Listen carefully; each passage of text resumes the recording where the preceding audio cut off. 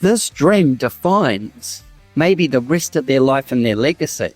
It defines how their family will live. It defines how they'll wake up and feel in the mornings. It will define their behaviors. This is so important. So get your ego off and make the promise to put the foundation down that will give them a solid stepping stone to the next point. Yeah. Get your ego out of the way. This is about them and it's for them. Bring your heart, soul, and every bit of knowledge and education you can garner and put it into this for them, because that's what they're paying you to do. And do it with the right builder, so that as we go, we're both so desperately in love with what we're going to create that it gets created and we get to hand it over.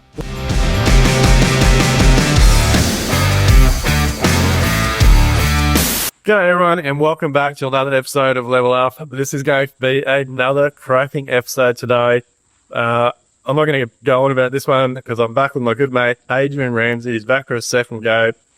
For those that haven't heard my previous podcast with Adrian, Adrian is a building designer from the Sunshine Coast, loves his surfing, loves family, and does land whispering. So if you don't know about land whispering, go back, listen to a previous episode, because it is, I know it's definitely changed the way I look at building design, and I definitely took a lot away from that for our farm development that we're doing at the moment from the tips I got from Adrian. So the other thing Adrian does, I want to jump into and get this podcast started, Adrian also organises tours at different destinations around the world and to show people and demonstrate good architecture.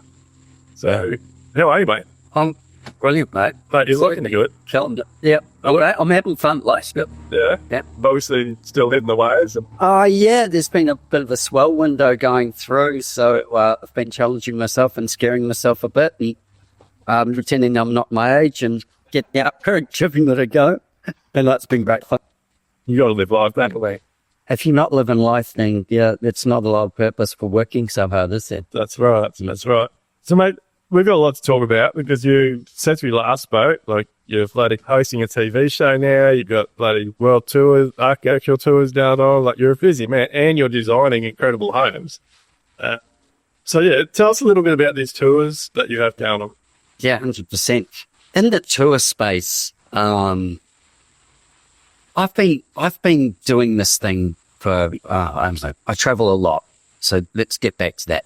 I see education as being super important about how we stay valid, and also who we surround ourselves with.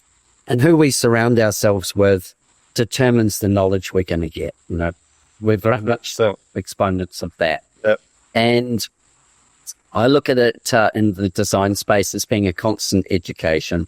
There's always something more to learn. There's always somebody who knows way more than we'll ever know. And we want to take our opportunity to get the best of those people and bring them together as well. And over the years, I'd tell people about a tour that I was doing. And I remember saying to you, look, I do this thing where I go to Texas, and in Texas, there's some amazing builders. There's some incredible architects. In particular, I go to Austin, and in that, I go and do some music. I go and do some, like architectural stuff. I go and I eat the barbecue and really experience that heart of Texas piece. And we were talking about it, God, that sounds like that's something that would be special to do. And I said, yeah, well, I do take people on these tours with me. I'm not sure about man. I draw pictures. Yeah. That's what I really do. I draw pictures. I come up with designs. I work out people and how to make that work. And so I've been kind of stitching these things together and taking a couple of architect mates or people that asked me if they could go. And last year I turned around and I talked to a tour guy he runs food tours all over the world. And his Rolodex is like looking, if anybody knows what Rolodex is, his Rolodex exactly is like looking at chef's table. So he's connected with the best chefs in the world. And with that, he sees food as being such an experience. And I see architecture as being an experience. You can go and look at a building, you can look at it online, you can be inspired by it, but you can't feel it until you're in it. And I know that when you feel a building, it changes all the emotional parameters of what's going on, how it sounds, how it smells, how you approach it. All those things change that you never get from a photograph. I feel like that's our perception of architecture has really changed because the word's thrown around so willy-nilly now. Like, you got volume builders. We build architectural homes. You got every bloody builder saying they do architectural homes, every designer. Like, it's thrown around so much that architecture has almost lost a bit of age. Oh, I think hugely. I really do think hugely. It's like, you look at builders and you're all lumped in as builders. And when we're looking for a builder, we're looking first for capability and then we're looking for capacity. But capability is the number one thing we're looking for. And what are they going to bring to the project that we draw? So with setting up the tours, part of it is to bring people that have the same passion for the same level of wanting to understand design, but also wrapping it around great food and great conversation, great network. Yeah. And bringing that together and then putting it into an experiential situation where it isn't as you'd expect, and where you might grow from going and looking at, the world's best 3D printers to somebody who shapes a city, to somebody who just creates the best granny flat that you could ever imagine or uses an unusual material, somebody who's an innovator, amazing builders where the builders are, seen as like building science, and, you get into your people that are like building biologists, these kind of the cutting edge of things that are solid, that performing, that happening. There's history that we can show as well as there's new that we can show. There's a lot in it for everybody, but it's about creating a tight community. Our tours are no more than 16 people other than for the event pieces that we might do. They might blow out a bit bigger. But 16 people, and they're curated, they're handpicked. We want them to work together when they're on tour. Architecture is very powerful, isn't it? Like we've got a lot of, we've got a lot of stuff we want to get through today, but like architecture, I definitely didn't understand architecture for probably the first 10 to 12 years of being in the field. Like, I in my head, I wanted to build architectural homes, but I didn't understand what architecture was. Like, I was building plenty of homes that had these amazing facades. That the rest of the house was just a fucking box. It's just boxes on boxes. Yep. And it obviously wasn't until I expanded and reached out and started to the real value come from us doing our pack process and being involved with the insolvent and me understanding what goes on behind the scenes and why things are done. And like the incredible designers and architects that we work with now, like a home shouldn't just be boxes. Like it's all about creating shapes and spaces that as the sunlight moves around the house, it tells a story and like different textures. And like I've really, really changed. That's the excitement of actually creating something. Design's a sort of a thing where whether it's done well or poorly, the cost of the building is going to still be the cost of the building. Mm. And I'm a building designer. However, I would say that 98% of my community is architects. With that, the training that they do, the way they're taught to approach things, the way they look at it from an environmental point of view, so large environment down to small environment, about what the legacy of it is, all these different things. Now, in every business, there's levels of people and how they approach it. I look at it and I go, this intimate look of how they're going to take something, whether it be a high-rise building or whether it be a, massive convention center or whether it be a home, what are they going to do with that and how's it going to engage the public? There's a fascinating book that anybody who's really keen to understand what the psychology of architecture creates. There's a book called Humanize by Thomas Heatherwick Studio. Thomas isn't an architect. He's England's probably leading designer. He employs a few hundred architects. What's it called? Humanize. Oh, I'll have to look it up. Yep. And this book, he busts CV, man. He calls a few things down in his conversation. Yeah. But they have done, data studies, actual data studies on brain functionality around how people interact with buildings, whether it brings them joy or whether it actually depresses them, and what buildings and public spaces and stuff need to elevate our community to places where they've got interest and joy, and they've got the adventure that happens with great architecture, the discovery. It's funny you say that, because I feel like the really good homes that we build are an adventure. And like, it takes, like, I don't know, like, to me, there are so many homes out there that the only way I can describe them is stale. Yeah. Like, they're just plain, they're literally just boxes on boxes, white, like, just shit. Like, and it's a shame. That's a shame, because I agree with you 100%. Like, I believe, now knowing what I know, I'm just seeing what's happening in this world. And like, I had Deb in Delight, the fellow lady, I wanted to listen to my podcast with her. Not yet. Yep. Like, she was saying how, like, even just, like, everyone wants these white, clean houses, but white is not, we're not meant to look at white all day, every day. Like, what isn't meant to be stimulated? We're meant to have interest. They're like, it's an adventure. But I feel like, because, like you said before, like, I'm a big fan of education. Like, we all have to educate more. Like, just educate.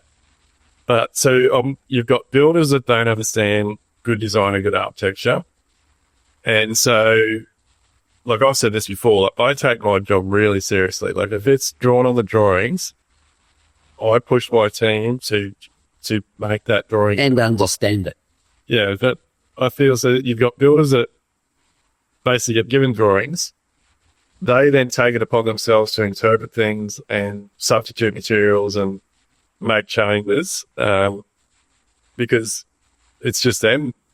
You haven't got the architect and the designer around to have their input. So then you've got the builder and the area, the owner, and like, they're making these decisions. But then on top of that, you've got trades coming on site to do this and say to the builder, "Oh, that's fine. Why would you do that? Like, let's do it this way." Like, and so you've got all these people putting this input in and ultimately destroying what a good designer and architect has put together. So I 100% agree with this happening. Like, I don't actually do construction administration. So I go, I've got to build it. Why would I have a builder and then do construction administration? That's a builder's job. So then I go all the way back to your pack process. I go, if you're a builder, you'll probably maybe understand this. If you're an architect or a designer, you will probably understand this, especially in custom homes. And if you're neither of those and you're somebody who's embarking on a journey, please understand this. This is critical.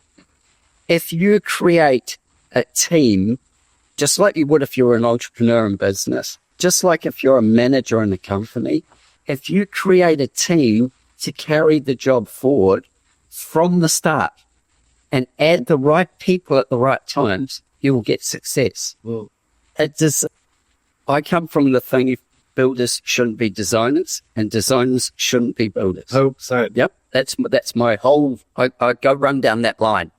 And I think there are builders who are capable of being designers. I still don't think they should, because they should be just better builders.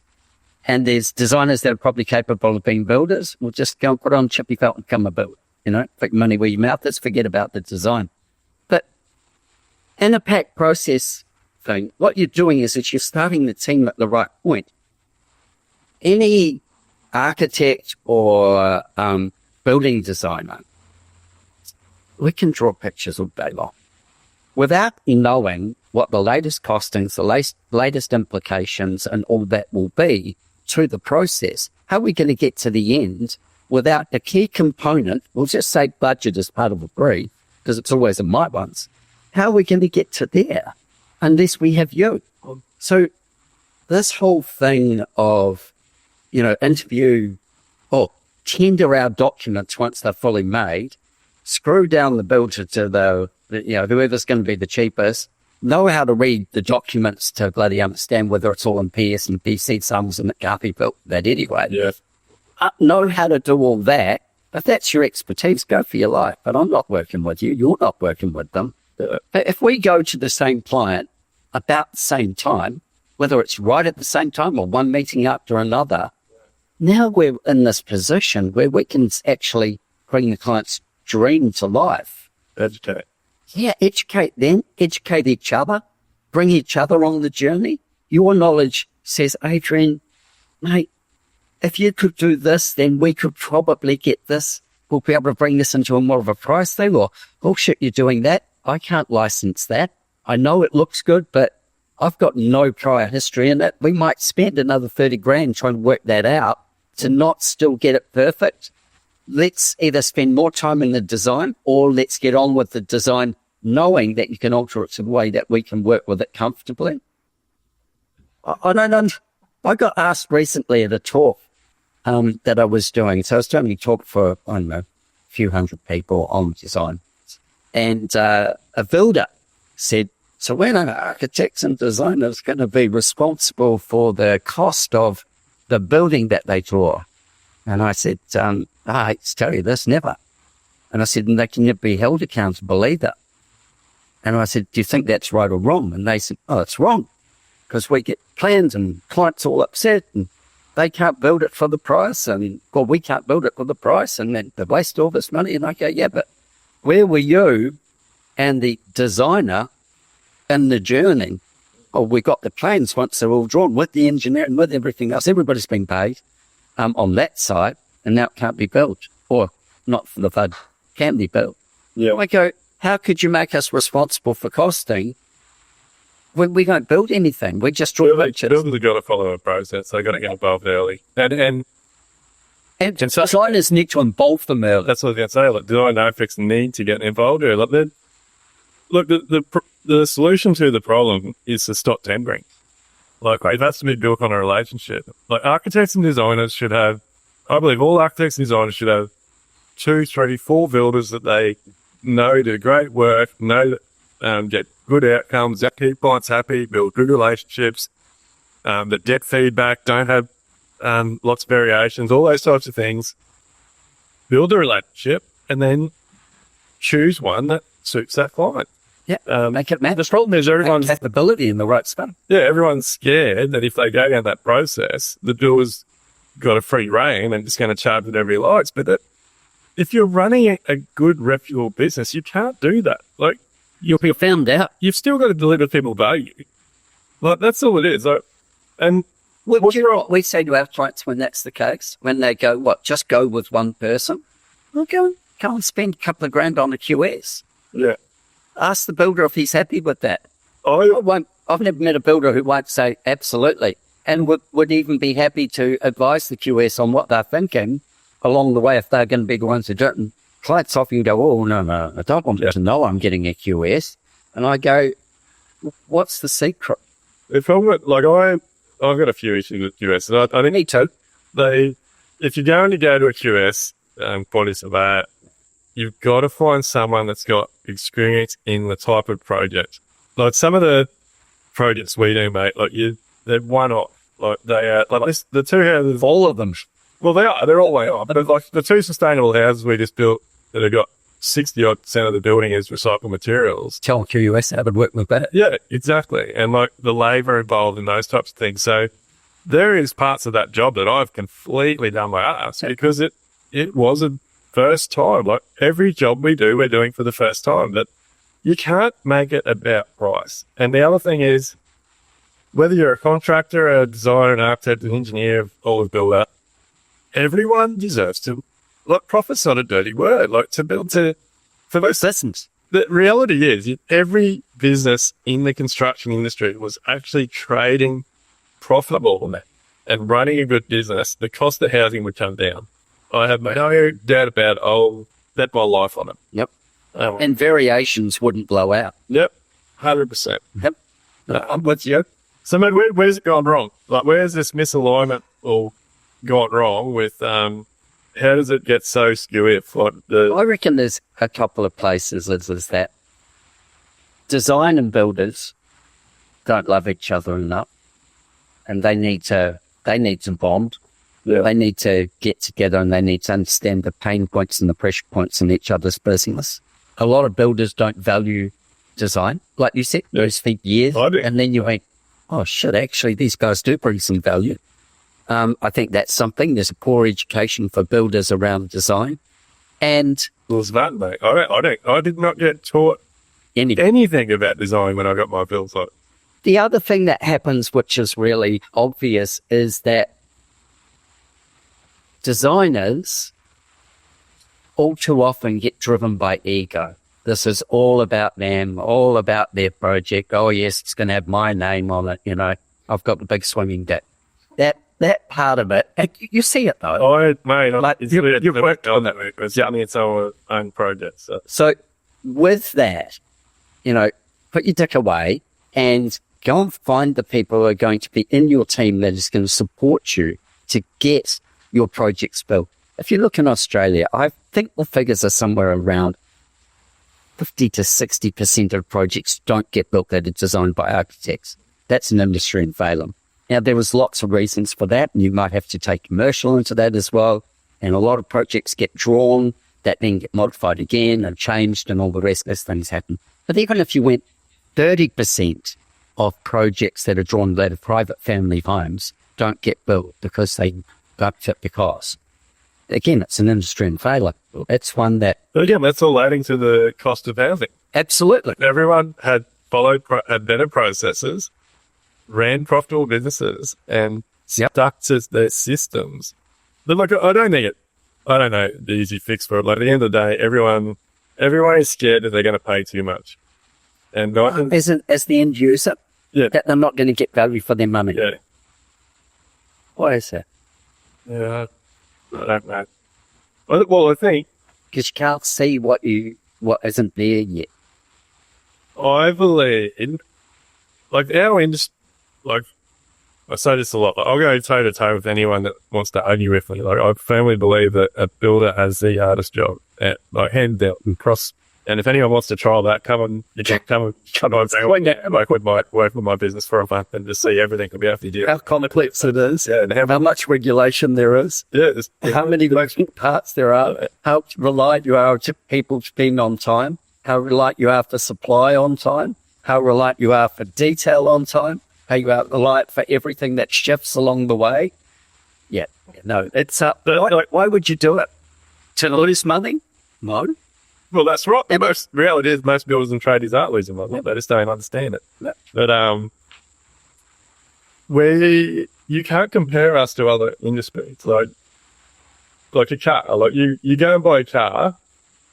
Like the one behind it on the line is the same as the one in front of it. The only comparison is a volume builder. Yeah. So you go and buy a purchase, or let's say you go and buy a Land Cruiser. Yep. So you've got you've got a base, you've got a GXL, you've got a GX. Like there's different models of Land Cruiser, and everybody knows before they even go the car yard to start looking, each model is going to be different. Starts at say 90,000 and ends up at 100. Yeah, and so you go to a volume builder, it's very similar. You buy a house off the plans, and you know if you upgrade or you change those plans, you have to pay more. Yeah, you get seat covers and you get, some tinting.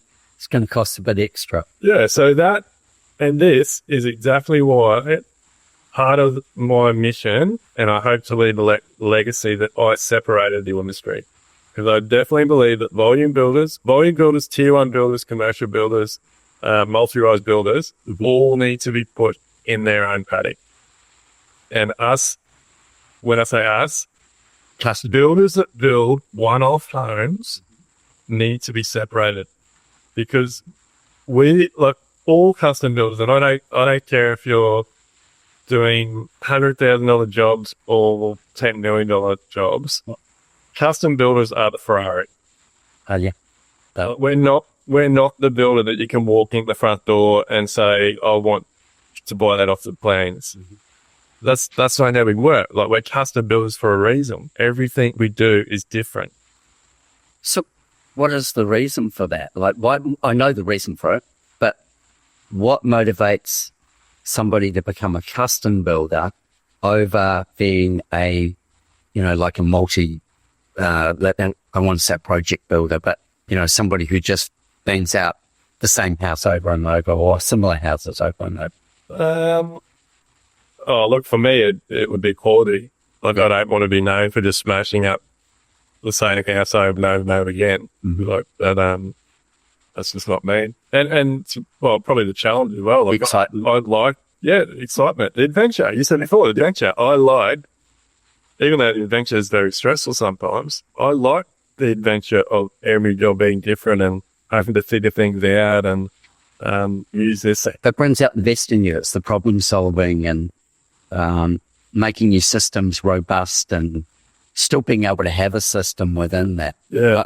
I'm I firmly believe that unless we get that separation, it's always going to be difficult because homeowners just think they can go to a designer or an architect.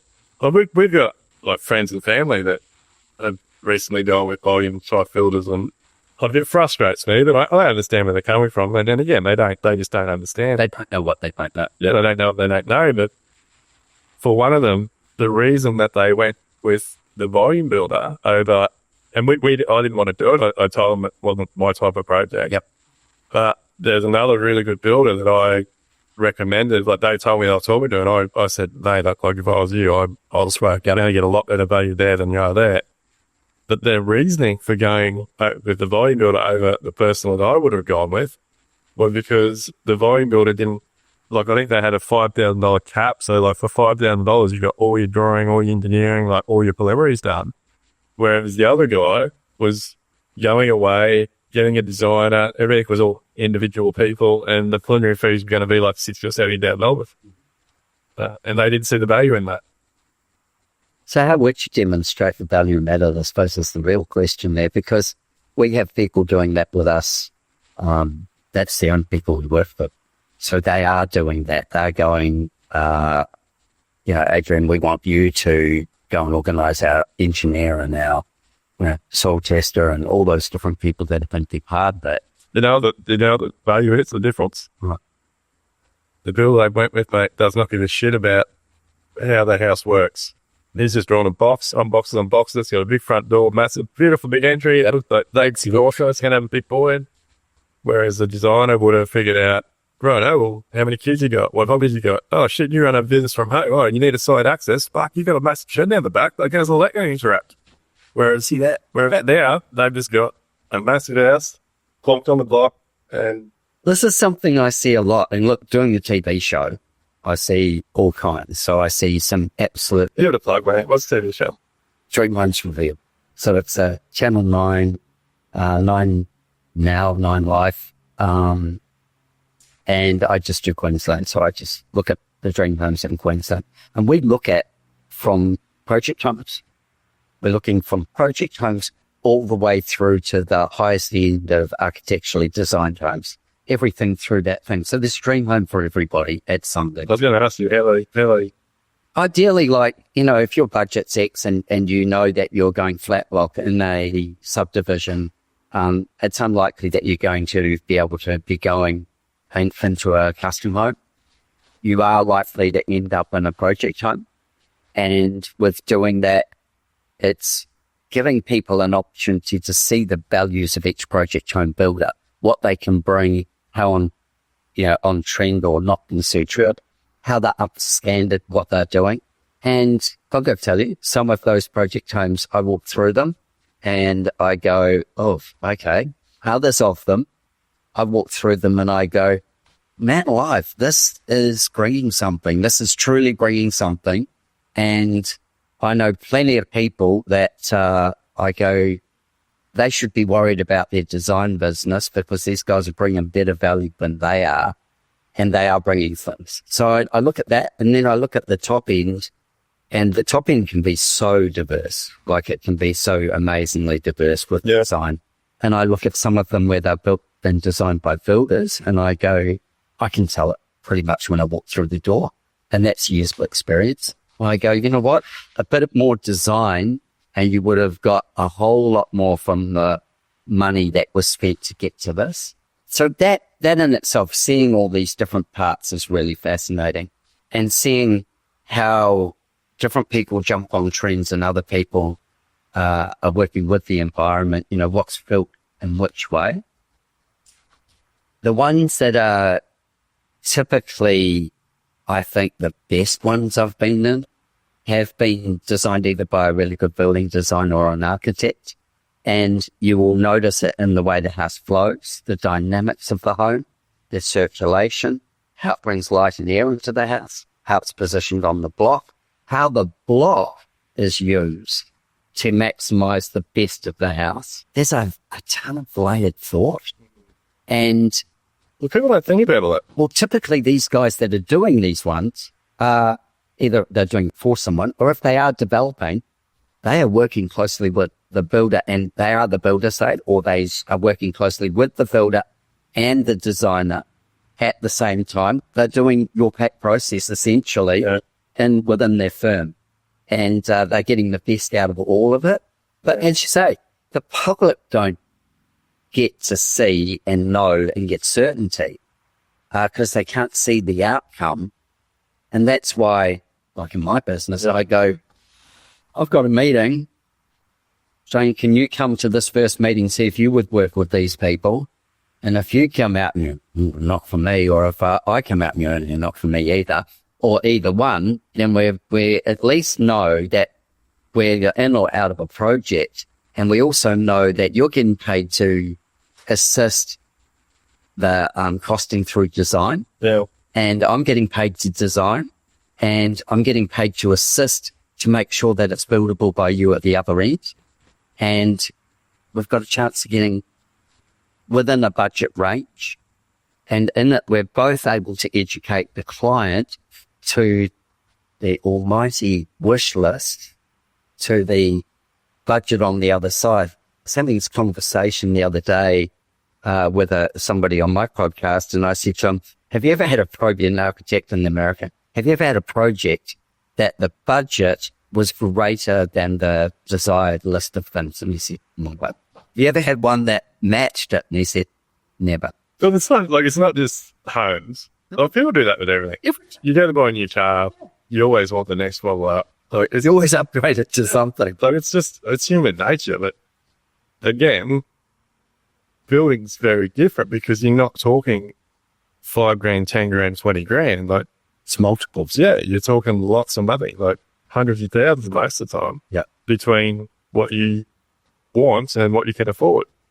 That's the thing. Like, so in the designs aspect, like somebody will come to me and they'll be talking about a new build, and they'll be talking to me about the finishes. And normally people start with the finishes and then they're working their way backwards. And I'll say to them, okay, so approximate kind of budget range that you're looking at.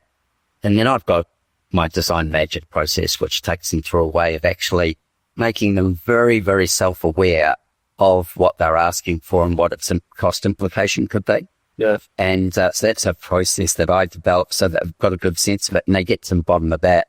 And then I give them some choices at the bottom of that, and we do some multiplication, and we go, so, they may have not told me their budget by this point. They may have gone, we're not really sure. I go, cool, that's great, let's work through it. We get to the bottom and we start multiplying it out and go, well, that's probably the cheapest you're going to build it for. And that's going to be probably more what I think it will be. And this will be what you're showing me in pictures. And the range could be anything from, say, $1 million to $3 million in that same floor space area. And they're like, yeah. And I'm like, well, that picture you showed me is all portal frame at zero tolerance. You've got, 18 meters of sliding doors all sliding away down one end of the thing. We've got cantilevers out here. We've got that. That isn't going to cost us $4,000 a square meter. Wish it would. And that, it's simple things like that people, and even if it's not their fault, they just don't know. But that's exactly why you should have a builder and an architect and build a team. I know, I haven't seen. So we got a job at the moment that we're about 6 weeks away from wrapping up. And then one of the last things the client got stuck on was this 12-meter sliding door. And they just could not get their head around. There was an option to put 3 posts in and have 3 4-meter doors, all opening in the center, same amount of glass, less opening. But they wanted no support and a center opening 12-meter door with a 2-meter panel. So that ended up with an 8-meter opening. Wow.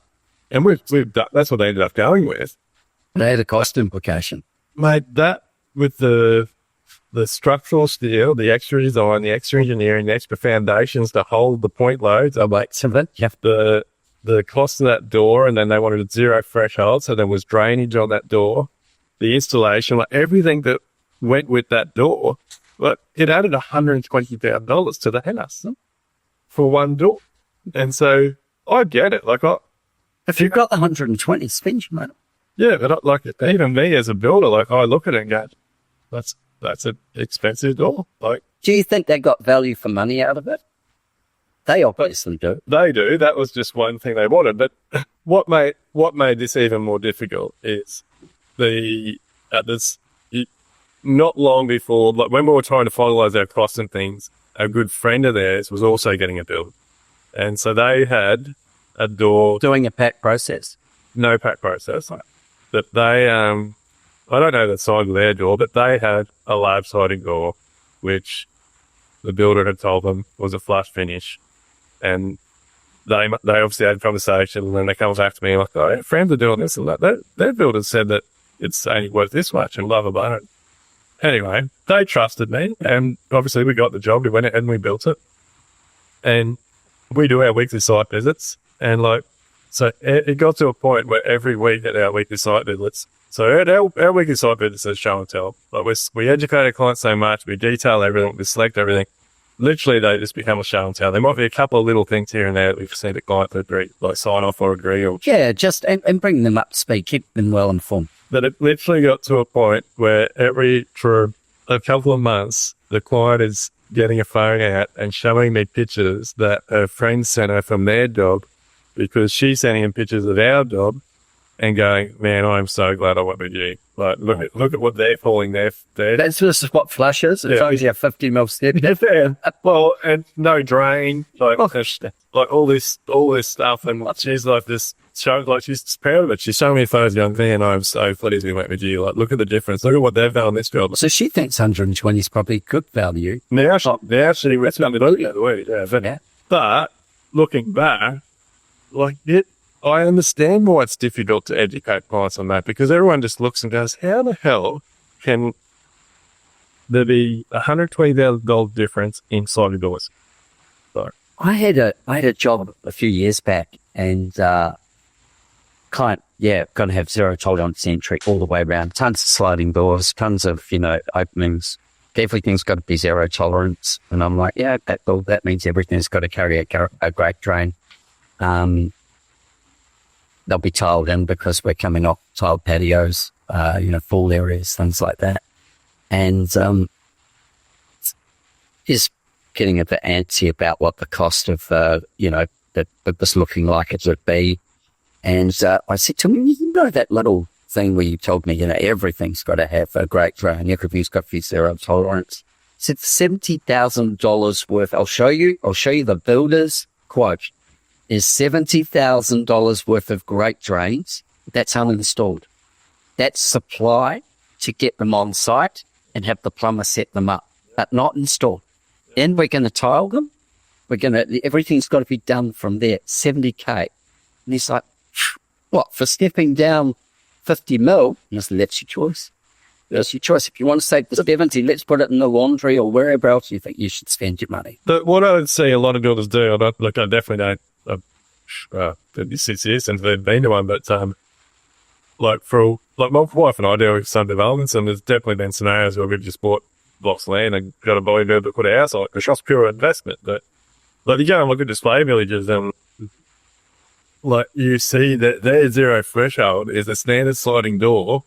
9 times out of 10, not even rebatting into the slab or the subfloor system. So the tiles butt into it, and you've got a 30, 40 mil step over it anyway. Yep. But they get away from it because they don't pour to the slab. So if it's a concrete, they'll have you see it all the time, there's a 75 mil gap between the slab, the house slab, or the house and the deck. Fill that up with little stones. Yeah. Like a feature mist. Well, that's something to do. I like that. And, look, it grows weeds as well. they're free. Yeah, you bring that's what biophilic design, you bring that planting up to that bio. Oh, listen, but like, how is a client supposed to know what things are worth when there's so many options? Well, also as a designer or a builder, how are you meant to know what the client puts the most value on? That's the other thing that I find really important. When we do our wish list process, we have a very, very structured wish list. And to kind of give you guys some sort of scope on what we do with it, we have our clients write their wish lists separately. We encourage them to not talk about it together. They will have had enough conversation. They're already hiring somebody to do something. Yeah. Don't talk about it together. That's not important. What we want you to do is be selfish. We want you to ask for what you want. The first kind of piece we are not asking to fill out, first part where we get down to nuts and bolts, is we have a heading that says this project will not go forward without these. There's our number ones. Those are, that old analogy, if you're going to get a jar, do you put in the sand first or do you put in the rocks? Those are the big rocks. Yeah. So I look down that, this the start of the brief. It's not going to happen without these items.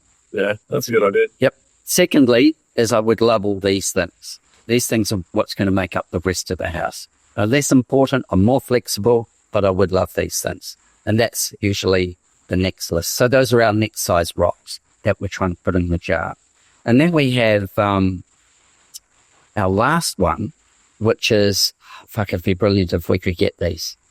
We don't have any budget for it, but man, this would be amazing if we could have it. And we've had the craziest thing to ask for there, but it's just letting the brakes off people. It's like, let the brake off and let it go. Yeah. And write me a list of if you could have anything. And you with your wife's writing her list. She doesn't give a shit about what you want. You're writing your list. Don't care about her. Don't care about the kids. This is just what I want from my home. And then we say, if your marriage is up, but get those two lists and create a third list. Don't alter either of those two. Come together and do not consider each other before you write these lists. I want you to do them selfishly. Then come together and compare what each of you is after and write a third list. Now, from that third list, I look at the third list first and I go, there's the brief. And then I go backwards to the other two lists. When I go backwards to the other two lists, I'm seeing who has given up on their dream piece or have the number ones changed. What's moved in the other? Where have each other compromised? Who's done the compromising? Is it all her or is it all him? Where have they compromised? What's happened with that? Yep. And that gives me a read on, their relationship, whether one person's overriding the other. I've also got the other original list. So when I look down it and I go, Sally gave up this. Okay. Sally, how important was this to you when you wrote it here? Where did it get covered off? How were you taking care of with that? Oh, well, it made sense because he wanted this and, but I suppose that was more important than this. And okay, but didn't end up on your number 2 list. So why did you give it up? Was it there and it wasn't there? And they'll tell you why. And well, you do it gently. No, you'll hit them with this. And once we've got that, we've got a hierarchy of needs of the job. And we know that our budget has to sit within the big rocks and some of the small rocks. The genius of designers is to give them some things from the list that they thought they'd never get. And then also to look at the number ones that got thrown out and see how we could accommodate those. Not always as expected, but how could we accommodate some of those? How could we bring it back for both parties? That's what design's about. It's about human behavior, of understanding people and then understanding that, the built structure, the architecture is going to respond to these elements. And then begin to language bring emotional floor plans and all these things that take that into another level. But we're starting out with a journey of education, first of all, around this budget kind of idea and what you're asking for, and then what really matters to you in these things. Money sort of spending. Everything you're talking about now, that's the value. That's the difference between a volume builder that gives you a set of $5,000 plan. Yep. Or you go with the Custom. 50, 60, 70, $100,000 drop the locks. Yep. Like that's the difference. But and this was a big learning point for me and why I started seeing value. You're getting in their head. Yeah. You're figuring out who they are, how do they live, like how do they travel, do they have family come and stay at their home, what hobbies do they have, like What's their legacy play? Are they thinking that, I've got a number of clients who go, this home will be tied up for multi-generations. The family won't be able to sell it. Snotty nose, bloody fourth generation thing's going to develop the site or any of those things. We're going to leave this as a legacy play for the entire family. Those kinds of things as well. And you look at the structures those people have had to put into to protect the asset and make sure that care and attention and love, even though it was designed for them, doesn't mean it won't get altered. Doesn't mean it won't get made into more for what the family may desire. yeah. It's got to move with the times somewhat, but the core of it belongs. But I don't know, correct me if I'm wrong, but to me, real architecture is timeless. Yeah, I had somebody ask me this the other day. Like when you see a really well designed house that functions well. Yep. My opinion is they're timeless. Like it doesn't. But when like all this shit you see coming in now in the last sort of 10 years and stuff, and like we went through that Hampton stage, like that'll go on forever as well, by the way. But for 5 to 10 years, just we thought that hell bent on building this. Every house is black with like grey and white, and like it's on that. Come on my Hamptons tour and see the variation of houses in Long Island and the Hamptons, and maybe all the way to Montauk, and understand that the Hamptons, that we call the Hamptons, is just a tiny little bit of what's going on. It's a Victorian style. But that's the thing, like so Hamptons is a timeless architecture. But it got taken into account. It's like architecture got thrown around. Like everyone threw around Hamptons, like throw a couple of gables and like Golden Farmhouse. That's the other one. And so it loses value. And then those same houses that everyone saw a lot of value in and paid a lot of money for end up being just these run down, tired looking, outdated homes. Yeah, I had this person ask me the other day, how do you make a home timeless? And I said, well, it's not hard. It's actually one of the easiest things they could ever do.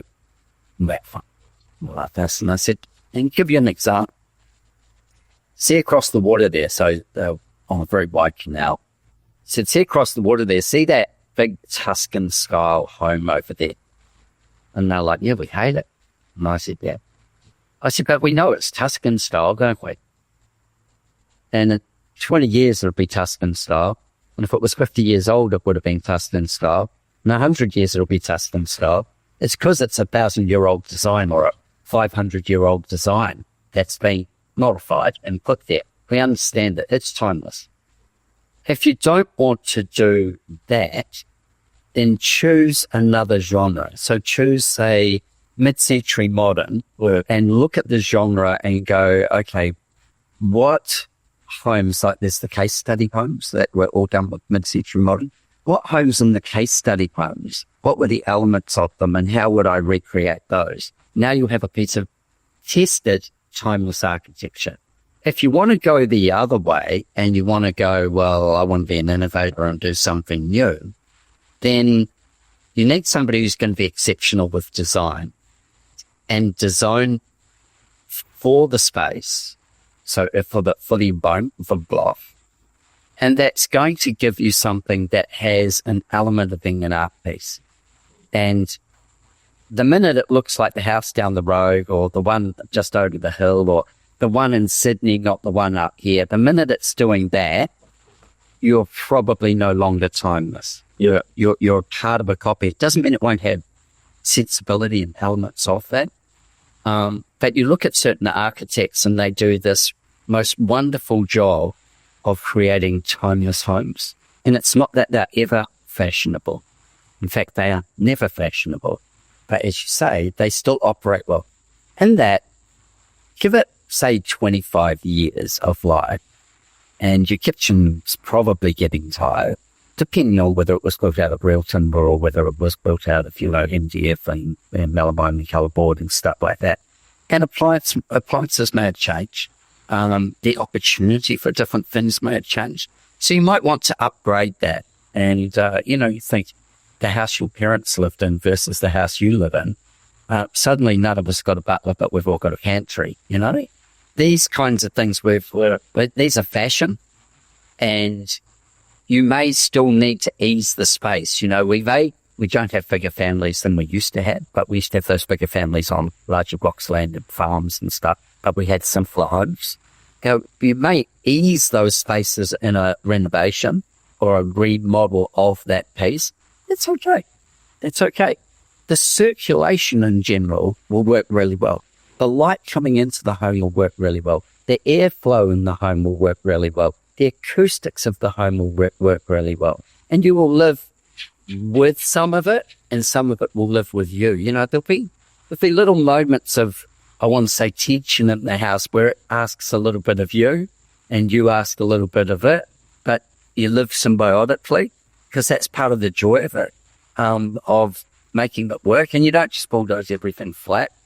It's your own nature to do with it. Yeah. Yeah, I'm really glad I've learned more about it, because to me, a house that flows, a house that functions, changes your life. You want people to come over, you want to entertain, look at my house, and by no means an architectural piece, but it's fun. But it just flows.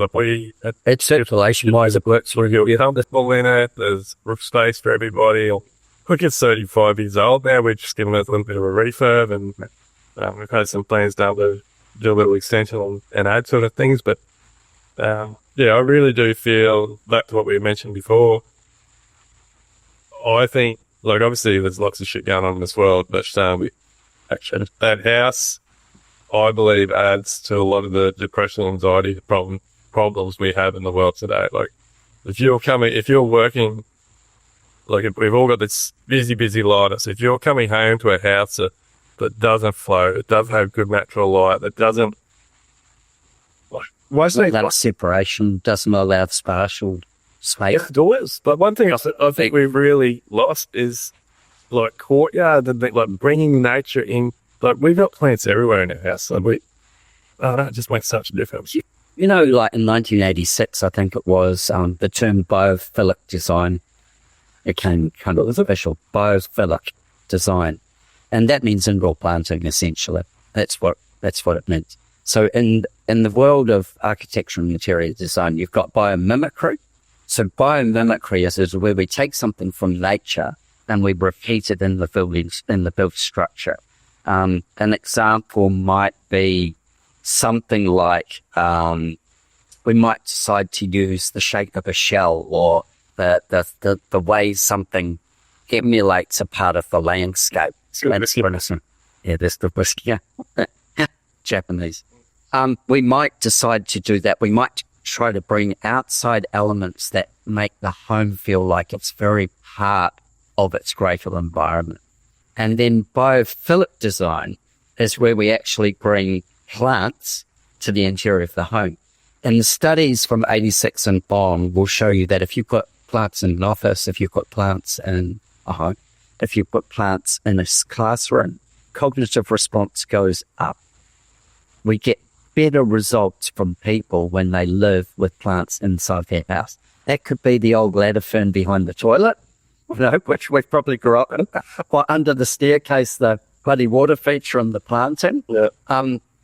Those things, and the really 1970s, there was a lot of it, that kind of Haight-Ashbury hippie movement and all the rest, and a lot of what was done in the Pacific Northwest and in California and stuff was bringing these modernist structures together and bringing planting in. That really actually was shifting our cognitive responses, and it brings joy to the human when we have plants inside.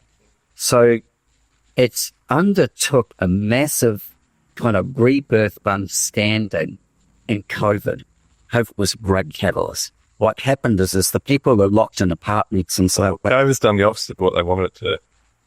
It's made people open their eyes and other things about it. hasn't it? So it's made them consider what their living environment's like and how much value it brings. We say this thing. Let's think of building biology. Building biology is about materiality. And for all intents and purposes, most building materials are unhealthy. They're treated, they're chemically, dosed.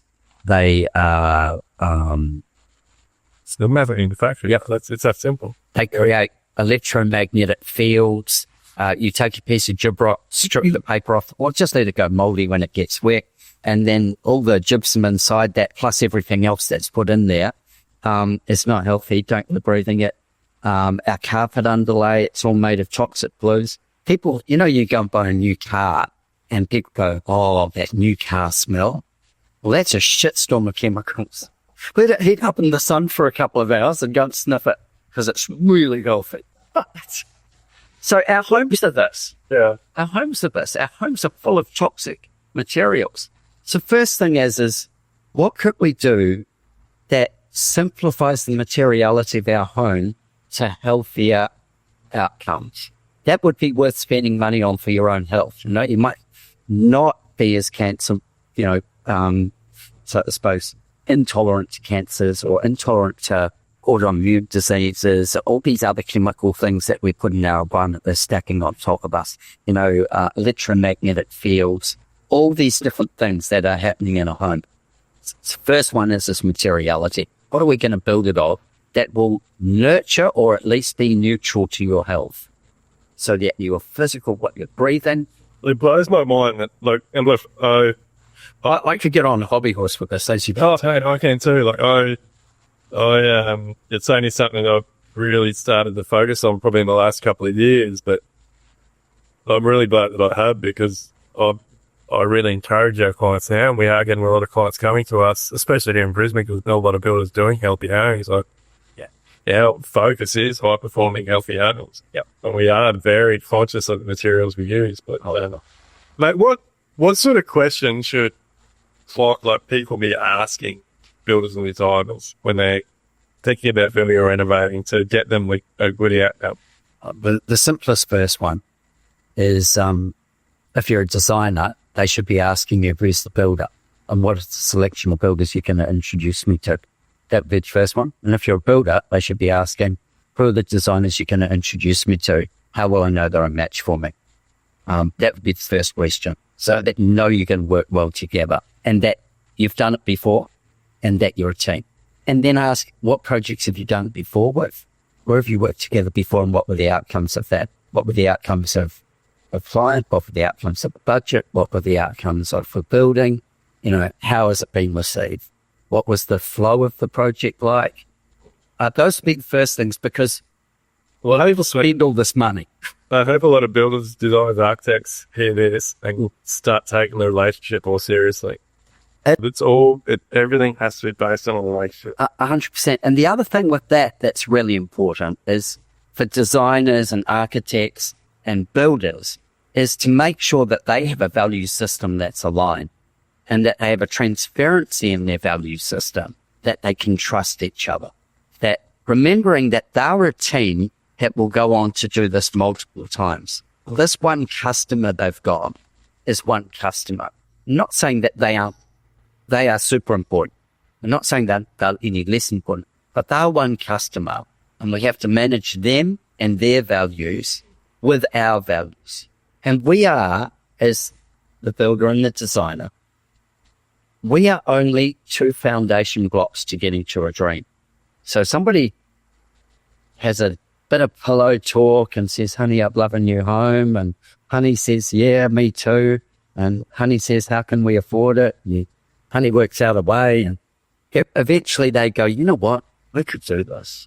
Where do we want to be? You might go, oh, no. They start looking in the magazines and they go, you know what? Found a block. They go exploring. They find a piece of land. They fall in love with a piece of land. right at that point, before they ever do anything else, they should be talking to their builder and design. So the same process they should be going, who is going to be our team to make this happen? Yeah. Who's going to get us there? And doing that research in parallel.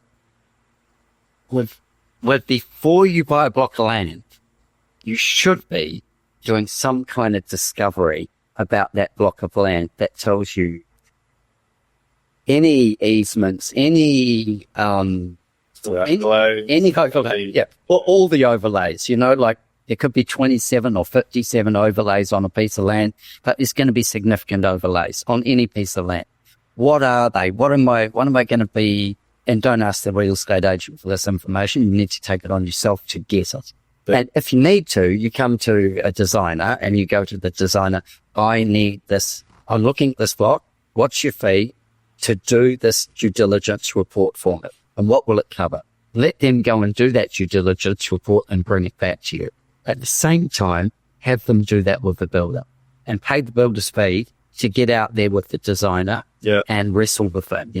It's everyone, it's worth doing. 100%. And I think everybody should do that. But there's so much pressure.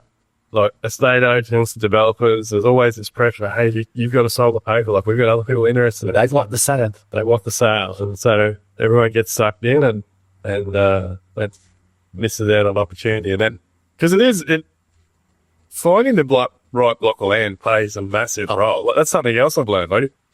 That's what shits me. Like they do these housing estates. They do the little display village, and in the display village, every house is orientated perfectly.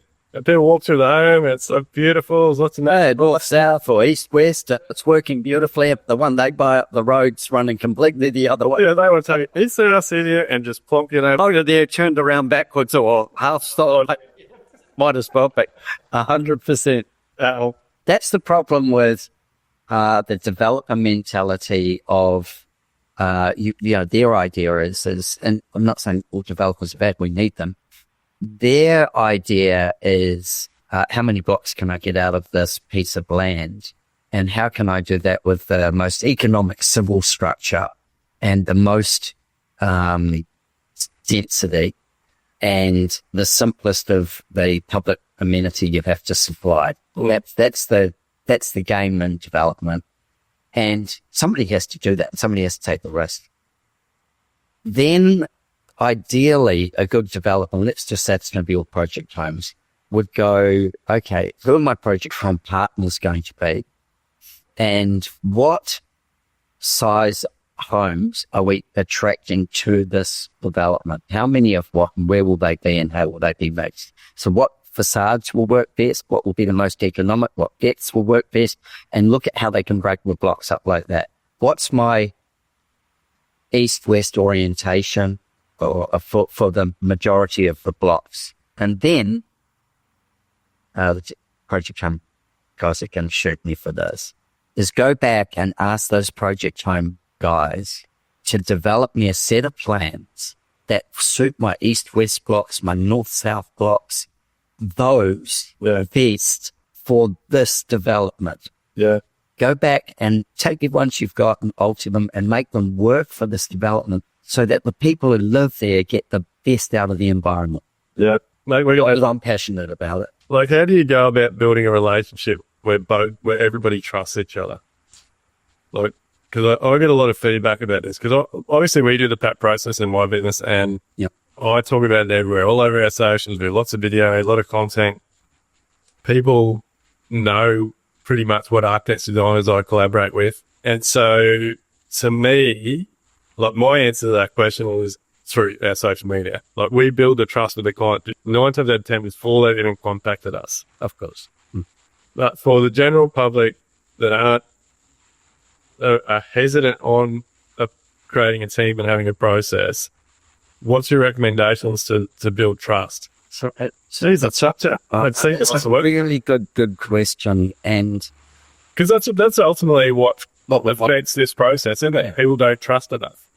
Like, if people trust, they don't worry about the tender. They don't worry about getting money. They know they're getting value for money. Yeah. So, I mean, the number one thing that builds trust for people is the testimonial of other people, and the testimonial of other people so that they see the same person as themselves or how they'd like to see themselves. So the builder who thinks that you're amazing either sees something in you that what they want to be, or they feel their values are aligned with your values. So that's the first thing, was that's the builder that you attract to your pack process and all those things. They go, he seems to have worked it out. He seems to be honest, all those things, and they dip their toe in, but they've got plenty of opportunity to go and research it. You're an open book. There's tons of knowledge out there. So they can do that. They can scope around for a couple of years, sniffing your bum, the whole bit, deciding on whether they're going to make a move or not. For the public, which is the people who we really are trying to help, because it's their dream we're getting. It's their dream. Yeah.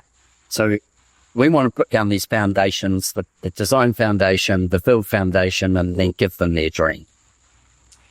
For the public, I think, again, isn't the stat something like people have spent 4 to 7 hours researching on you as an individual before they actually even make a call to you? Yeah. And that might mean that they've spent a couple of 100 hours looking at different people. They've got to get clear about, for themselves, no matter what they're doing, they've got to get clear about what it is that matters to them and their values. Yeah. And that's a combo of, say one of a couple is, because most of my clients are couples, so they're coughing the families. But if they're not, the single person, and get clear about what matters to what their values are and how they want to be treated. And so if they can do that, then fortunately or unfortunately, social media is going to be the fastest way for them to find some bladder. If, like you, got a podcast, like me, I've got a podcast, go and start listening. Go and start listening to the conversations and see what you can find out from them. And then do the research. Just start unearthing. And pretty much, I would say, make a short list. Now, I've heard a guy called Daniel Priestley, who's he lives in England. He's from Australia originally. He is an absolute business and marketing guru. He said recently, if I dedicated 24 hours to find out about you, how many hours of the 24 would be taken up? That's a good thought, isn't it? Yeah. Now, if that was you, they'd be sitting there at the end of a week. If it was me, the same. They'd find me, for me, they'd find me on the podcast, they'd find me on the website, they'd find me on, TV, house, speaking on stage, they'd find all this collateral. For you, not too different. It would be these different points of where they would find you. They'd find reviews, they'd find all these things. Out of that, we still may not be a match. So then are our values likely to align? And then if they are, if you can find, and I feel bad about this, saying this, because I have amazing designer friends who do no promotion of themselves and say in fact, that's it. I don't want to do any promotion of myself. I want to be them. And it doesn't mean they're not really good. It just means that they have a network and that all their work comes from that network, and you won't find them easily online. They'll have a website, but you need to have an introduction. I think that's a really old school mentality. So, I think you detrimental to the customer. Yeah. Yeah. Well, it's detrimental to their business. They might be busy. They might get lots of people coming their way, but the people coming their way aren't the right clients. Yeah, they're not. But it's like if we talk some foreign language, and we don't have the values coming through that are understood. It's like building. Let's say, we've got heaps of work. We don't need the market. That's because you're just taking everything that comes across the table. You're not actually knuckling down and figuring out who is your ideal client. You're not attracting this. Let's do that one. Ideal client. Like, if you're looking at doing a home and a custom home, who's your ideal builder? Who's your ideal designer? What are the values that you would need? What would tell you that you felt respected, and what would tell you that you didn't feel respected? What would be the things that are your biggest worries? Would it be that you weren't going to get value for money? What would you need to see to demonstrate that you were getting value for money? If you're going to go and spend your millions of dollars doing this process, treat it like with the respect it deserves, and that designer and builder deserves. And put a bit of effort in. Yeah. And find the right team, because we don't want to do it if we're not the right team. Yeah. You don't want to. Man, I've got my time. My time is too valuable. I got no time. Just family, you've got a life, you've got all these things. Well, I've just got all these goals that I want to achieve, mate, and I don't want to waste my time on, especially with people that value what I'm putting out there. I'm not just taking on clients for the fun of it. No. This is the thing. There's that needy part where people take on clients because they haven't worked out their business model particularly well. And then we also want the adventure of taking on, I won't say clients, I'll say projects that challenge us, because we want to be challenged. Well, early podcast of mine with a guy called Jeffrey Dungan from Alabama. I said to Jeffrey, Jeff, you must have some incredible projects. I know he does. You just go and look on his and on his website and on his Instagram and all that. Incredible projects, very traditional style projects. And he goes, yeah, I do. He goes, but it's, Adrian, it's not about incredible projects. And I'm like, shut, stop me a bit. And I said, yeah, right. And he goes, it's about, right, and by having great projects. He said, it's about great people. With great people come great projects. Yeah. And one shit project could ruin a great year, or one shit person could ruin a great year. So you're in a great business. Yeah, well, it could send it right in a heartbeat. Yep. Especially when you've got the none money that swings around the building company. So we want to know our values are aligned and that we're not for everybody. Yeah. But when we find the match, there's magic to be made. So I get the same question a lot. Like, a lot of builders reach out to me, a lot of trades say, oh, I look up to you. I want to be doing the jobs you're doing. And when they sit them back, okay, it's absolutely nothing to do with the job. Yeah. We work with incredible people. The projects come second to that. You're doing an incredible project for an incredible person. Yeah. Yeah. Like, you have to identify the work you want to be doing, what people you want to be working for. Yeah. And that they have the values you need and you have their values, but also that we're stepping stone to a dream. Don't let the ego get in the way. Their dream is what's the important part. They didn't come to us because they just felt like drawing some pictures. They didn't come to us because they thought they might stick something up in the paddock. Yeah. They came to us because they have a dream. And this dream's precious. This dream defines maybe the rest of their life and their legacy. It defines how their family will live. It defines how they'll wake up and feel in the mornings. It will define their behaviors. So this dream is so precious. Our podcast on right now. It is, hey. It's like, this is so important. So get your ego off and make the promise to put the foundation down that will give them a solid stepping stone to the next point. Yeah. Get your ego out of the way. This is about them and it's for them. Bring your heart, soul, and every bit of knowledge and education you can garner and put it into this for them, because that's what they're paying you to do. And do it with the right builder so that as we go, we're both so desperately in love with what we're going to create that it gets created and we get to hand it over. That's it, mate. That's it. That's how I feel with every process. Like, I am completely just honored, love it, like in love with, can't wait to get started, want to build, want to see it come out of the ground, want to see the client smile when we hand over the key. Like, it's a whole, well, I call it journey, but I prefer adventure, or it's a bell chat. But before, like, we're here to, we're definitely, this is a big one, but before we wrap it up, the last time you talked us through your land whispering, which I know we had a lot of people reach out about that. Can you talk us through your process for the rest, like the actual building? The emotional forethought. Yeah. Yeah, for sure. Absolutely. We'll do a bit of a role play in it. Yep. I'll give you sort of the basis of it. You know, the land. Hang on, I'll put my phone up. Grip yourself. That's Captain Dan here. He loves to cook shrimp. Put the shrimp on the Derby, Mel. Shrimp, mate. Yep. The land whispering is just sort of is about honoring the land, and it's about feeling the energy in the land and truly connecting with what the land can offer. And then it's about what it can physically that we can see and anybody can see, you know, like where will the sun come up? What will happen with the wind patterns? What will happen with the rain? And we get three things for free.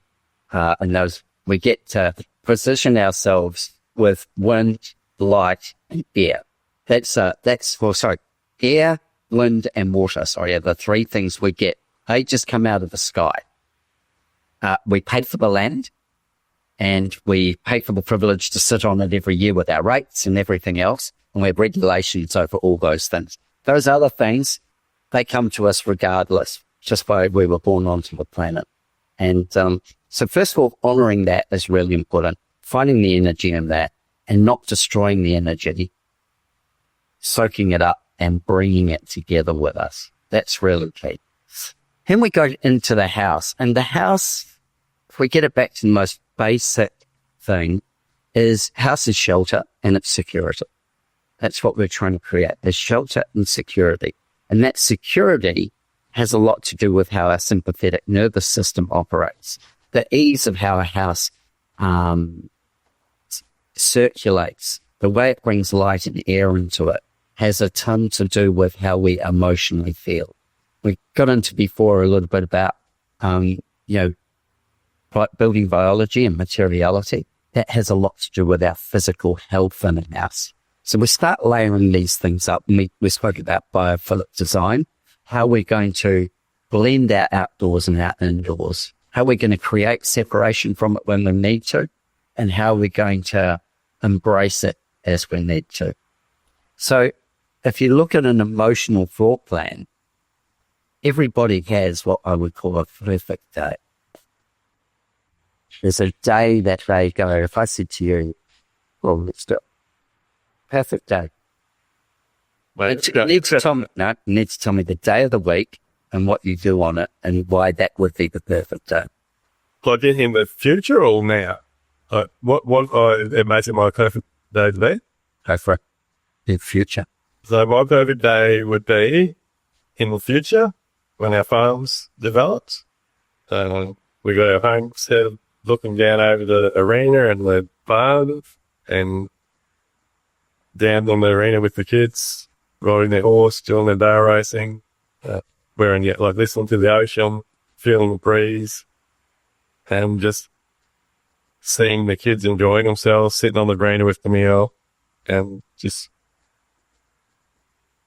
being grateful for where we're at. It probably doesn't look like I'm gonna have to thanks you. That's a perfect day. So tell me what time did you wake up? On that every day. As the sun come up. What did you do next? Watch the sun come up. And what did you Put a glass of water and eat some breakfast. Where'd you do best? On the veranda. Where'd you get glass water and make breakfast? The kitchen.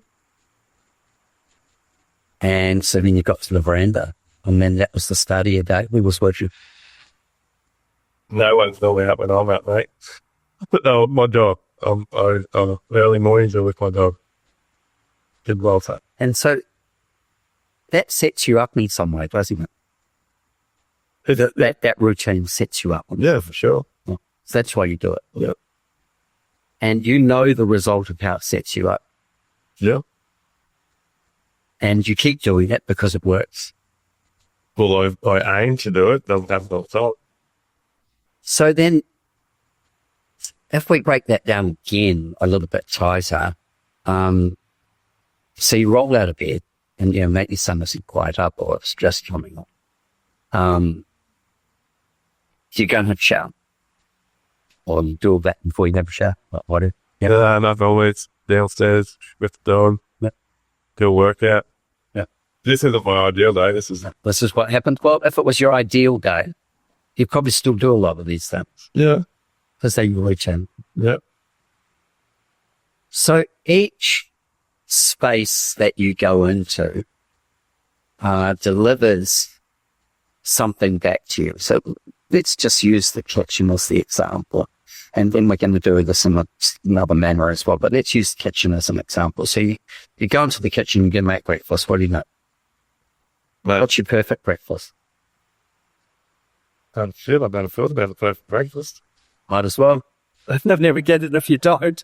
Oh, mate, I don't. I like egg Benedict. We'll go with that. Yeah. Okay. So to make eggs Benedict, you need some eggs, you need some... So in a perfect world, I'd be getting up, getting dressed, going outside with the dog, walking down the chook house, getting the eggs, walking back to the house, making my breakfast. In the kitchen. Or in the kitchen. And then going back out on the veranda. Yeah. Sitting there, letting it, taking Annie, whatever it is out there, thinking about the day here. Yeah, watching the sun come up. Watch the sun come up. Yeah. So like, even, I've never thought about it before, but even, like, so, look, and that, so all we know about the house we're living in at the moment is the guy that's, the guy that built it was a builder built first out by Bridge. So, wow. He had quite a big company. He was into, also corporate clubs and things. He travelled overseas. He loved the architecture overseas. And our house was designed by a architect in, like, Alabama or somewhere. We got figured out. Yeah.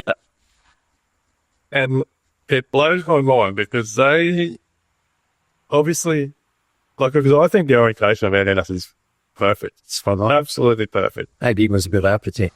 Because the way that it's positioned, of a morning from our bedrooms, from our dining room, from our greet area, I don't have to move. I just watch the sun come up. That'll important to you. Yeah, I don't have to go and sit in a particular area. I could just come to there. And then in the afternoons, it sets out of our kitchen window. Yeah, and we all know the girls love it because generally that's the time that we're preparing dinner and we're all having a chat and we can look out the window almost every day at the little sunset. I thought you were saying. So maybe he was just a great architect and actually oriented the house really well. He thought about what was going to happen, and maybe the guy, the bridge builder, maybe he was the guy who said, I know that these things make a difference. I want these things in my life, and therefore the house got designed that way.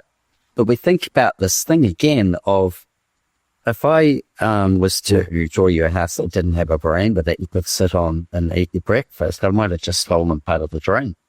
Yeah.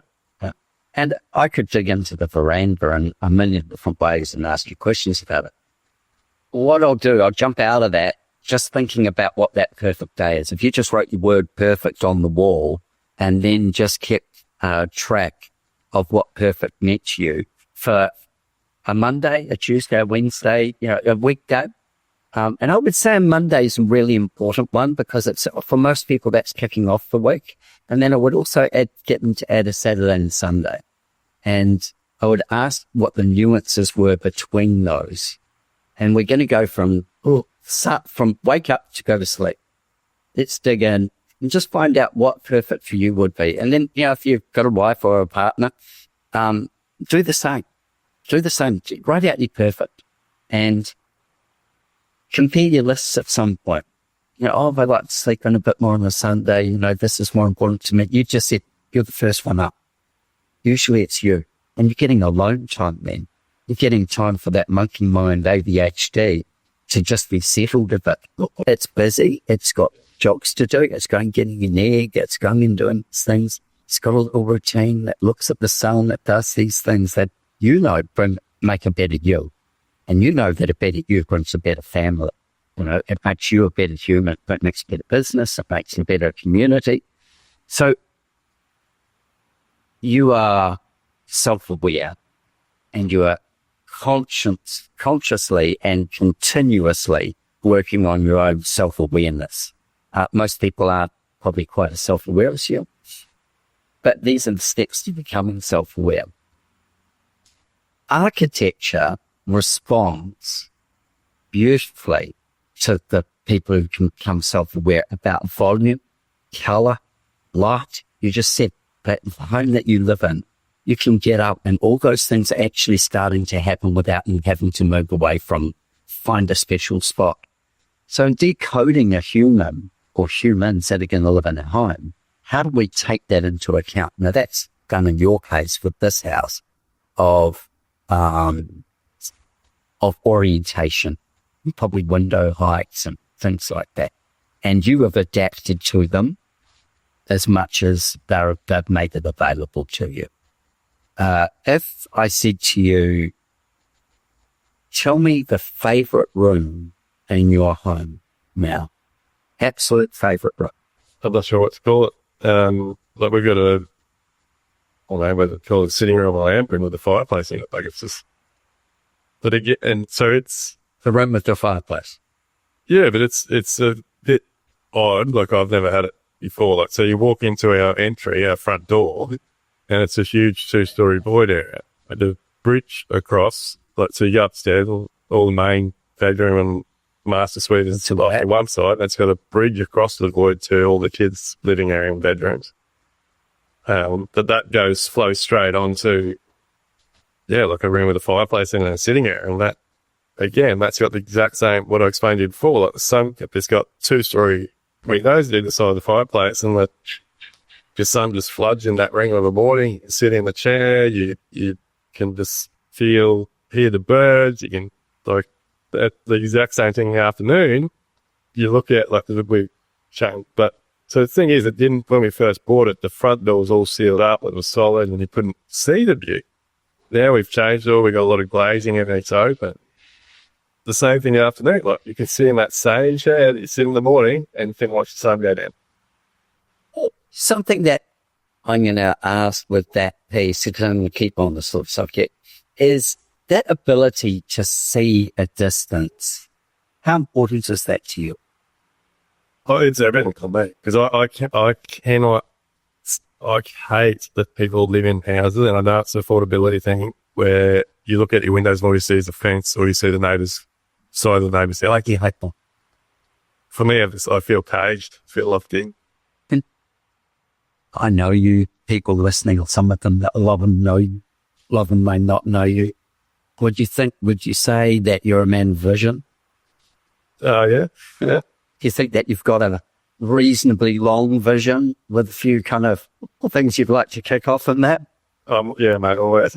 That's it. Yeah. So if I was to human your vision, if I was to physically put you in a cell, what would be the hardest thing that you'd have to overcome? I think about this very differently now. If you were to ask you that question 3-4 years ago, I probably wouldn't be able to answer. I would get nuts in that space. But now I'd just shut my eyes, mate. I'd just imagine where I want to be. You visualize, because you're a man of vision. So go back to now that living space, which has the fireplace. And the fireplace is a key item, and then we'll come to that in a second. The fact that you've got this long vision, and you as a human need a long vision because you've got a mind that is full of long vision. If I chop it off, you'll close your eyes and you'll create long vision without it. Yeah, that's who you are. So when you have long vision, and in that room in particular, and you've talked about it morning and afternoon, and I'm going to ask which is the most favorite time to use it. So you told me that first. What's the most favorite time? When does it fills your heart most in the morning? So if it's filling your heart most in the morning, and it gives you that long vision, and it gives you the ability to look into the sun and stuff, what's one emotional word that you would sum that up with? Just one. Content. And when you say content, what was that? Give me the context of what contentment means to you. from sitting in that room. All this. Whenever you feel content.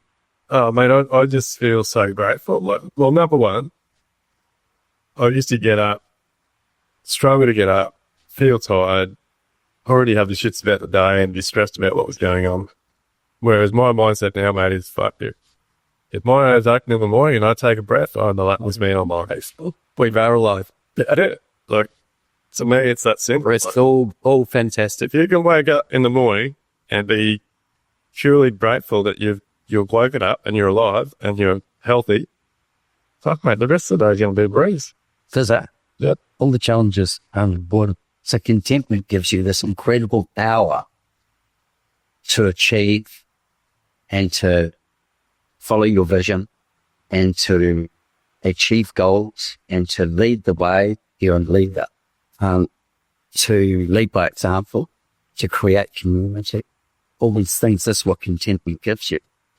If I chop that window out that you've gone and put, so you get the long vision out of it and stuff like that, you probably want to fix it. You'd probably go, well, what is out there? What else could I have? You could do the opposite and close your eyes, which I know you'll do anyway at different points. So if we can get a read on what that architecture... I wouldn't know, but... No, you wouldn't. But this is the thing... This is how we discover it. So we start with something that matters and that has a big, big pull.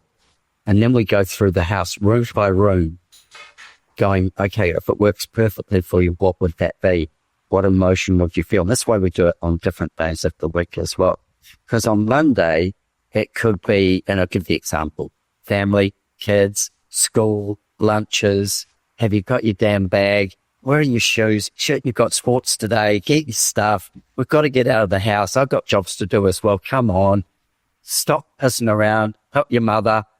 All these things. That's kids. That's just part of being a family. Yeah. And if you can continually set yourself up so that you've got gratitude and all the rest, those other things, they're just management. They're just growth for you and kids and the family.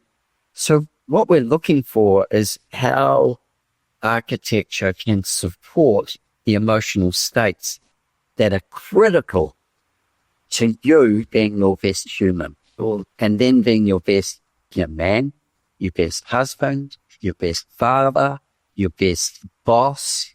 We're looking for those things. And we're doing the same with Camille. We're saying, okay, what are the things that you need that make you into the best human that you can be, which creates this incredible family. And when you create this incredible family, your kids are stepping off a platform way up here because you've given them the environment that allows them to step off that platform. And that's what we're doing with an emotional floor plan, room by room, piece by piece. And you're looking at what matters to each of you and then going, if I lower the ceiling, what would that do to it? It might close my eyes. If I made it super expansive, I might not feel as hugged or as intimate or as secure. Yeah.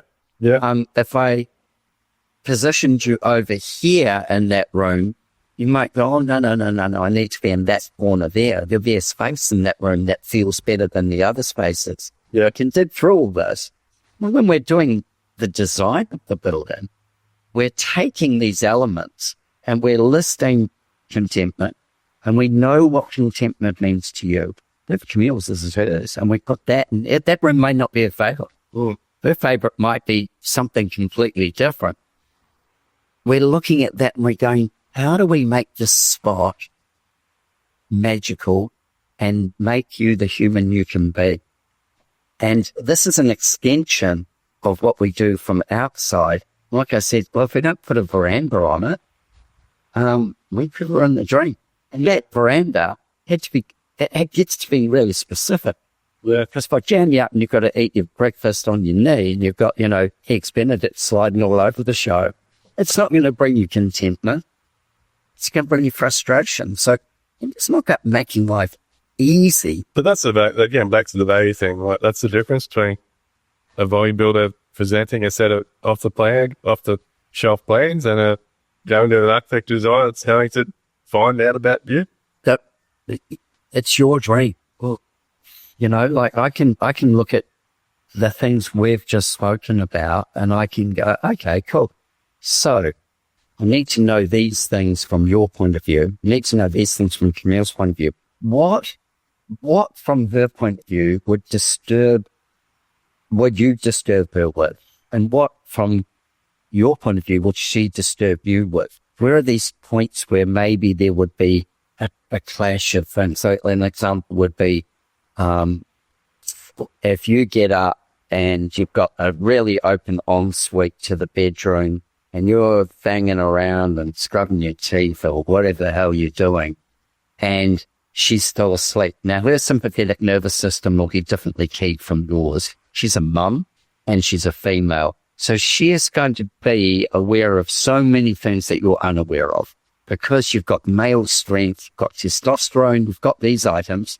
Those are going to form you as a different DNA structured human, and where hers will be more security based. You're like, oh, I'll handle what needs to be handled. This will be security based. It will have an ear on the kids. It will be like, oh, that changed. Oh, I did that movement, even in her subconscious when she's asleep.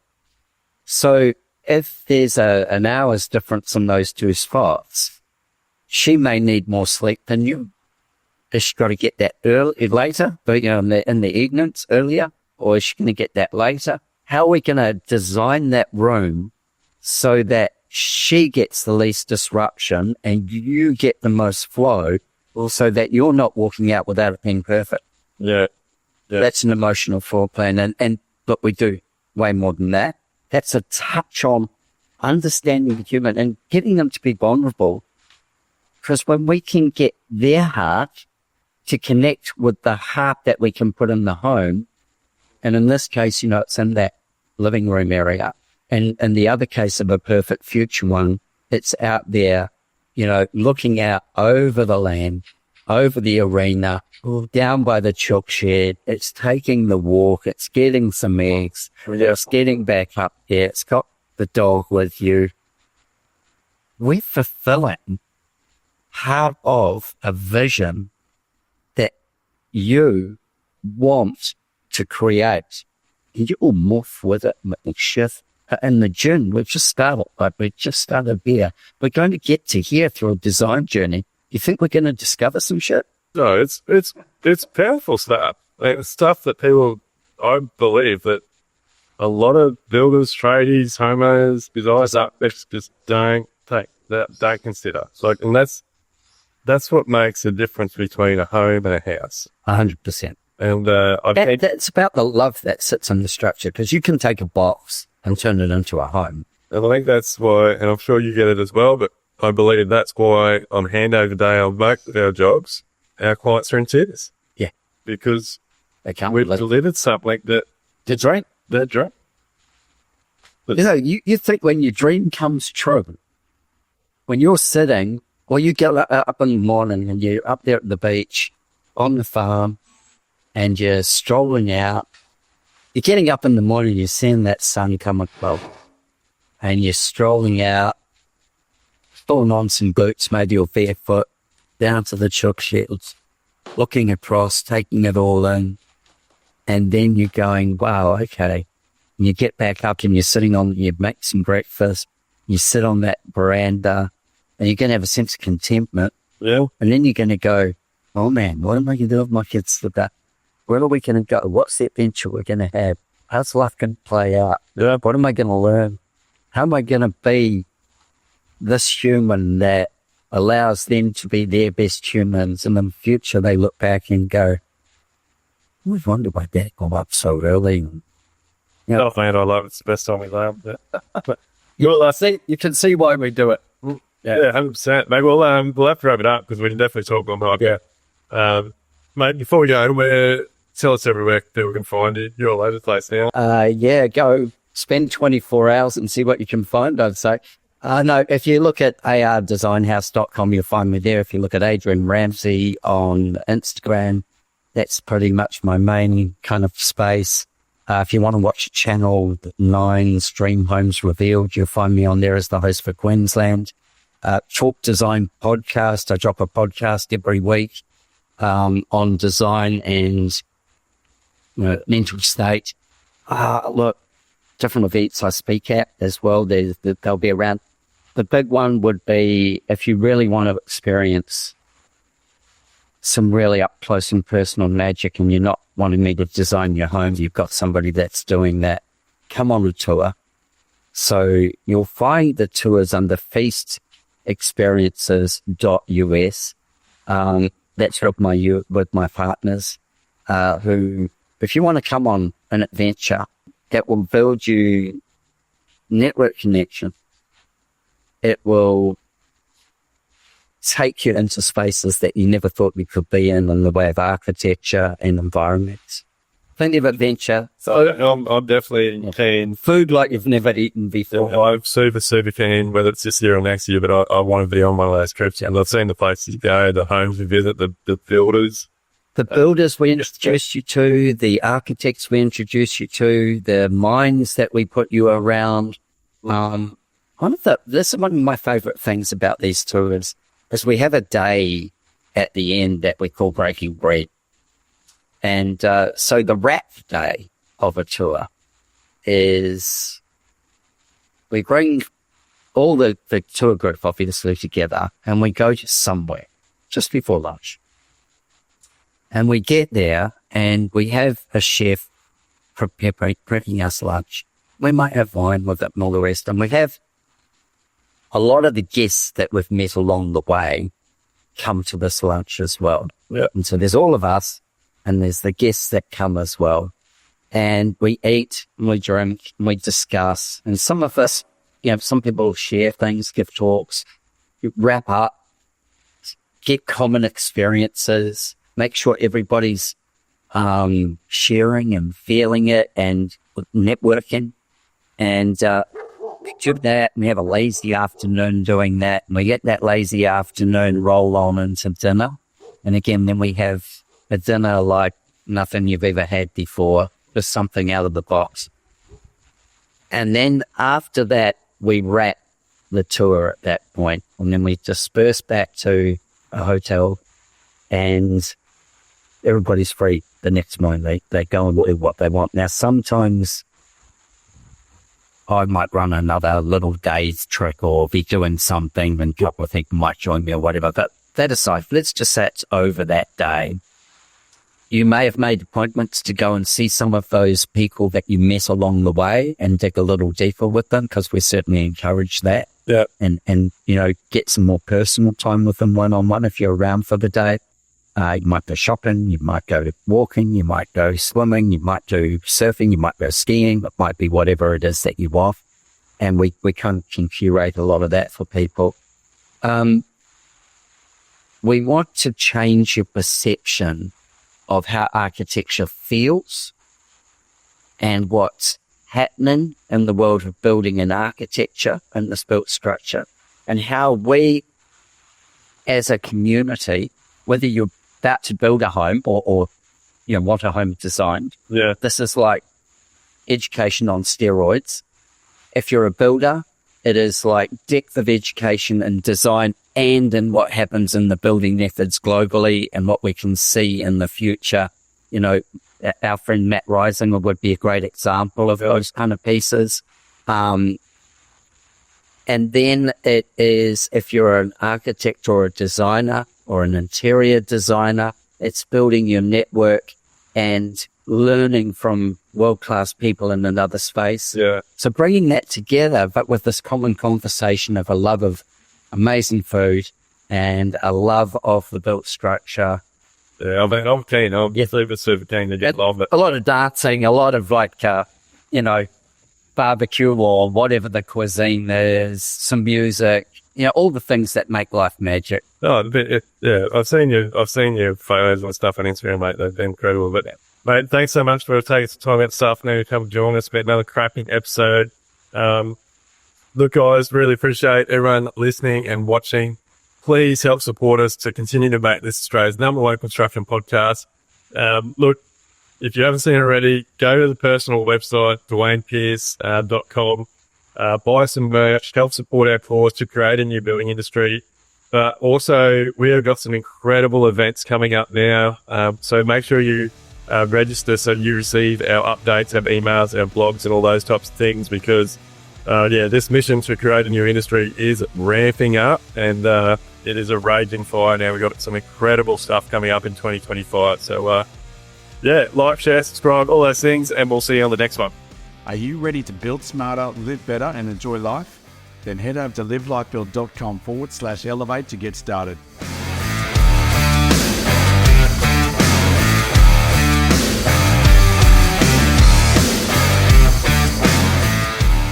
Everything discussed during the Level Up podcast with me, Duayne Pearce, is based solely on my own personal experiences and those experiences of my guests. The information, opinions, and recommendations presented in this podcast are for general information only, and any reliance on the information provided in this podcast is done at your own risk. We recommend that you obtain your own professional advice in respect to the topics discussed during this podcast.